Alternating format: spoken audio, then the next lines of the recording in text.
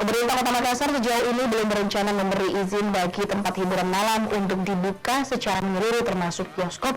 Pemerintah kota menyebut langkah tersebut sebagai upaya antisipatif menyusul naiknya kembali COVID-19. Pemerintah Kota Makassar saat ini tengah fokus dalam penegakan kedisiplinan protokol kesehatan bagi warga di tengah naiknya kembali angka reproduksi efektif RT COVID-19 di Makassar. Pemerintah mengaku belum ada rencana untuk membuka secara menyeluruh tempat hiburan malam, termasuk bioskop. Asisten 1 Bidang Pemerintahan Kota Makassar M. Sabri mengatakan, salah satu alasan sehingga tempat hiburan malam belum dibuka guna mengantisipasi kejadian serupa yang terjadi di DKI Jakarta. Di samping fokus dalam penegakan protokol kesehatan, pemerintah juga tengah konsen menggarap formulasi pemulihan ekonomi daerah dengan adaptasi kebiasaan baru.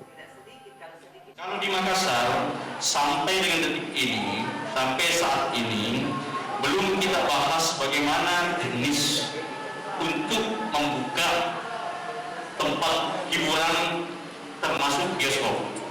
Saya ulangi, tempat hiburan malam termasuk bioskop.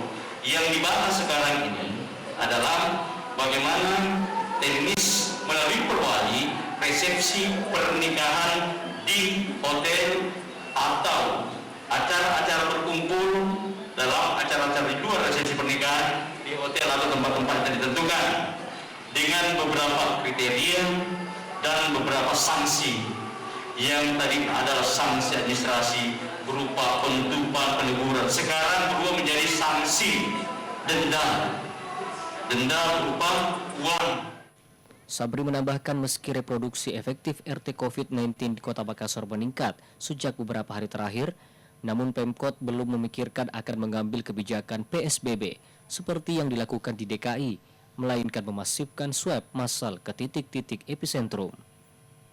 Mardianto Hamid, Celebes TV.